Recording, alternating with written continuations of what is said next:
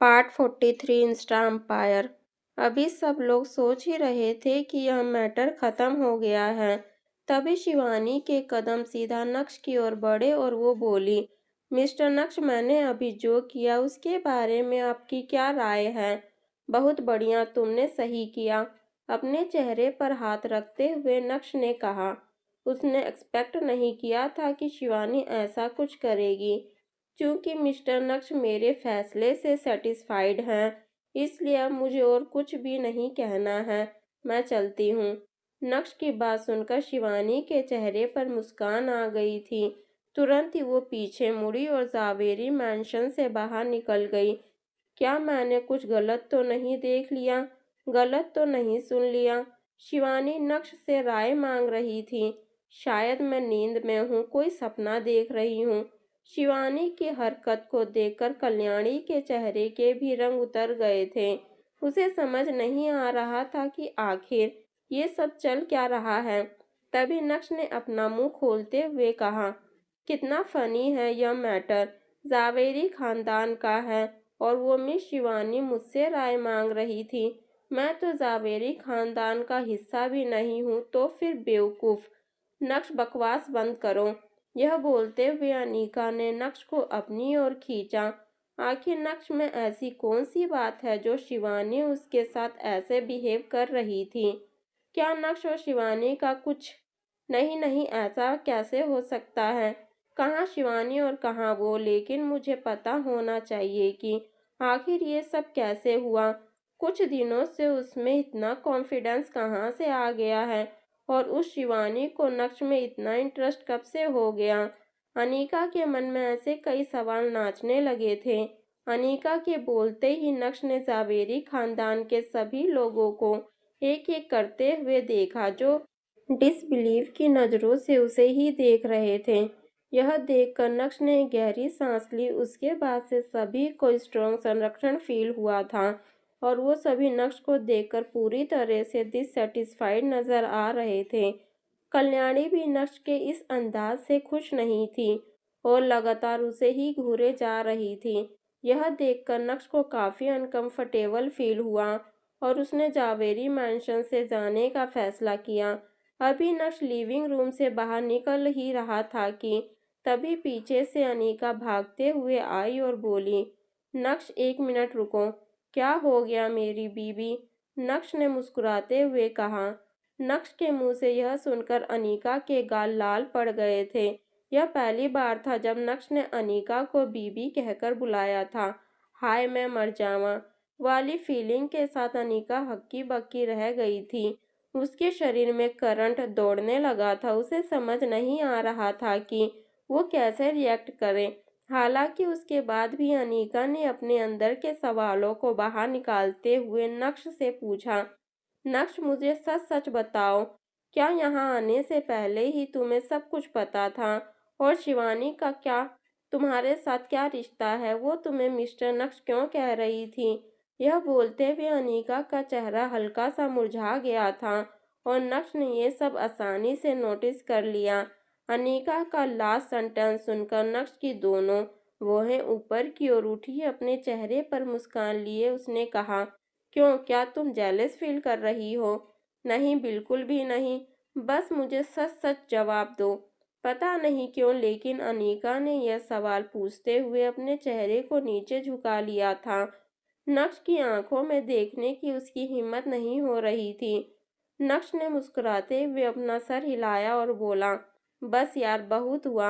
अब मैं तुम्हें और नहीं छेड़ सकता। तो सच यह है कि मैं और शिवानी क्लासमेट्स रह चुके हैं, और इस मैटर के बारे में मुझे तभी पता चला जब मैंने उससे आज कॉल किया था।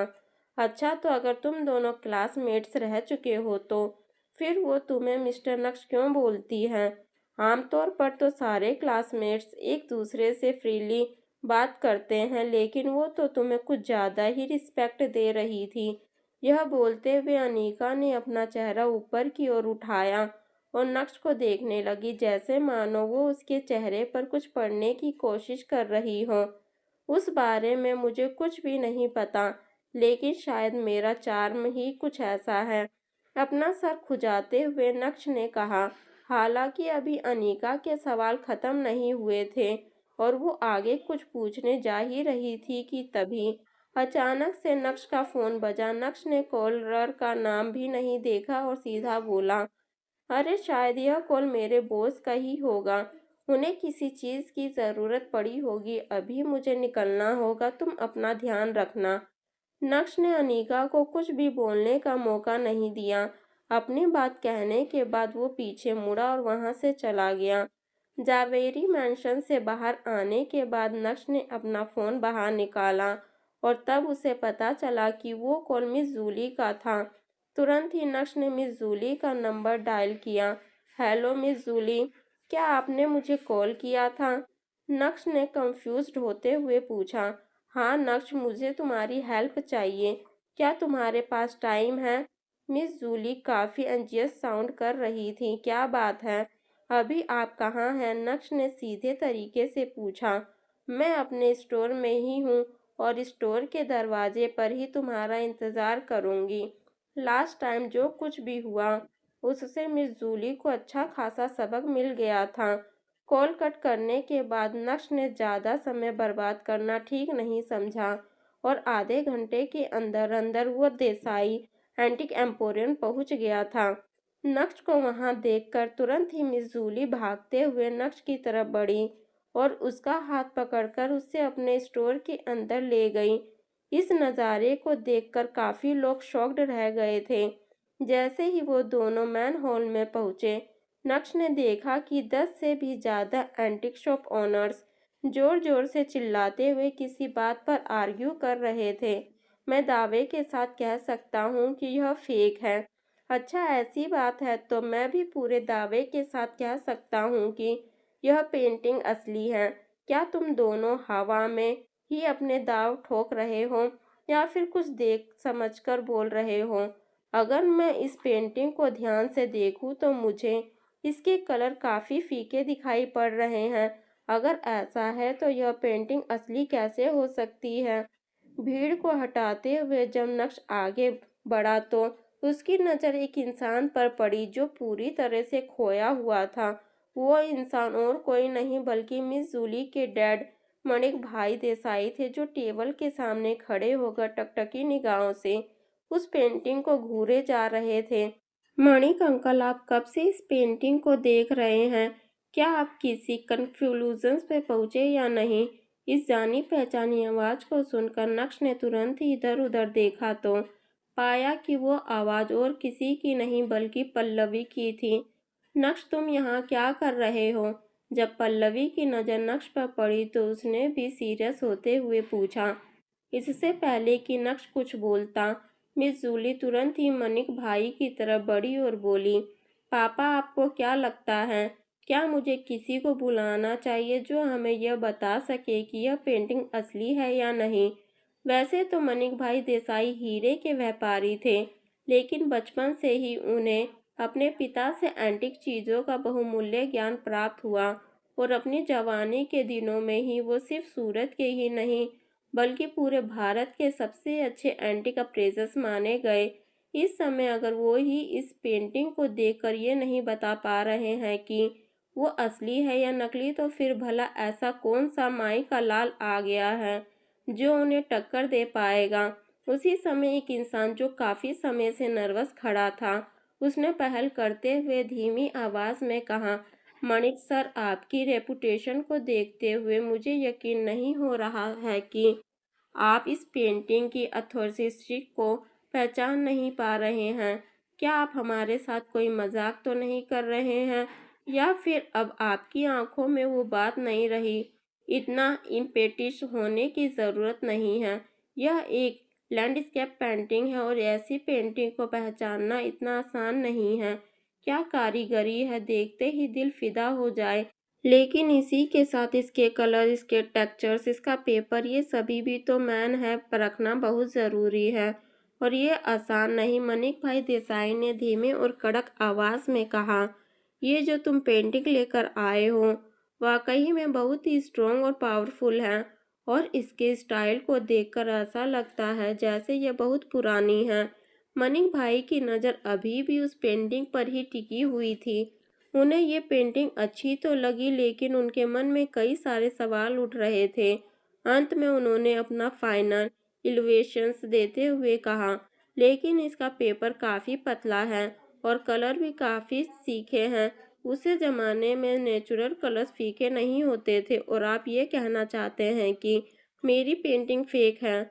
उस आदमी ने गुस्से से कहा, हाँ, बहुत हद तक। मनिक भाई के पास भी उस पेंटिंग को लेकर डिटेल्ड एल्विलेशन नहीं था।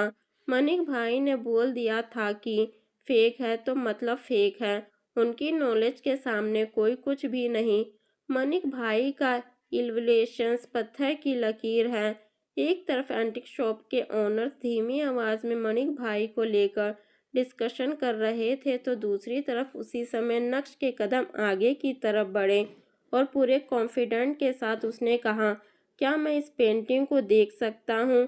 यह बेवकूफ़ कहाँ से आ गया और इसकी हिम्मत तो देखो, ये मनिक भाई के एक्सप्लेनेशन पर सवाल उठा रहा है। ओए हीरो, जब मनिक भाई ने इस पेंटिंग को फेक बता दिया है, तो तुम यहाँ पर क्या करने आए हो? जाओ और अपना काम करो। तुम्हें यहाँ से जल्दी जाना चाहिए। हर बार तीर निशाने पर लगे ये जरूरी नहीं। क्यों अपना मजाक बनवाना चाहते हो? क्या जब पल्लवी ने देखा कि वो एंटिक शॉप के ओनर्स नक्श का मजाक बना रहे हैं, तो तुरंत ही उसकी नज़र नक्श पर पड़ी। वो नक्श को इतना अच्छे से तो नहीं जानती थी, लेकिन उस दिन कल्याणी के बर्थडे पार्टी में जिस तरह से नक्श ने उसे डायमंड के बारे में समझाया था, उसे ध्यान में रखते हुए उसे लगा कि नक्श में ज़रूर कुछ बात है और इसी वजह से उसका इम्प्रेशन नक्श के टूवर्ड्स काफ़ी अच्छा था। हालांकि ये सिचुएशन पहले से काफ़ी अलग थी। यहाँ मामला एक पेंटिंग का था जिसे मनिक भाई भी फेक बता चुके थे और उनसे अच्छा इस मामले में और कोई नहीं। तो फिर नक्श क्या चीज़ है, ये सोचकर पल्लवी भी मन ही मन हंस रही थी और अपने आप से कहने लगी, पता नहीं बड़े पापा ने इस कार्टून में ऐसा क्या देख लिया कि इसे हमारे खानदान में शामिल कर लिया। बेइज्जती करवाता रहेगा बस। नक्श की बात सुनकर मनिक भाई भी शॉक्ड रह गए थे। तुरंत ही उन्होंने कहा, तुम तो जावेरी खानदान के दामाद हो ना? पापा, मैंने इन्हें हायर किया है। चीज़ों को परखने में इनका कोई जवाब नहीं। अभी मिस जूली ने अपनी बात खत्म भी नहीं की थी कि वहाँ मौजूद लोगों ने हंसना शुरू कर दिया। मिस जूली ने इस लड़के को अपने स्टोर के लिए हायर किया, हा हा हा। पिछली बार यह लड़का लकी था, लेकिन हर बार किस्मत चमके ऐसा कहाँ होता है। और ऊपर से मनिक साहब ने भी कह दिया है कि यह पेंटिंग फेक है, तो अब यह नया क्या बोलेगा? मज़ा तो तब आए जब यह कहे कि यह पेंटिंग असली है, हा हा हा। एंटिक शॉप के ओनर की बात सुनकर मनिक भाई देसाई ने एक गहरी सांस ली और अपनी बेटी की ओर देखा। भले ही मनिक भाई ने नक्श को इससे पहले कभी नहीं देखा था, लेकिन उन्होंने नक्श के बारे में काफ़ी रविमर्स सुने थे और जैसे नक्श यूजलेस है और जावेरी खानदान चाहता है कि नक्श जल्दी से जल्दी अनीका को तलाक दे दे। हालांकि मिस जूली उन्हीं की बेटी थी जो विदेश से पढ़ाई करके इंडिया लौटी थी और लौटने के बाद ही देसाई परिवार का पूरा बिजनेस भी संभालने लगी थी। तो अगर ऐसे में मिस जूली ने नक्श को चुना है, तो मतलब नक्श में कोई हिडन टैलेंट तो ज़रूर है जो लोगों की परख से बाहर है। इसलिए मनिक भाई देसाई नक्श की बात मान गए और अपना सर हिलाते हुए उसे उस पेंटिंग को देखने के लिए आगे बुलाया। दूसरी तरफ नक्श के मेंशन से जाने के बाद अनीका मन ही मन किसी भंवरे की तरह खिली हुई नजर आ रही थी। प्यार की मीठी ठंडक वो अपने दिल में महसूस कर रही थी।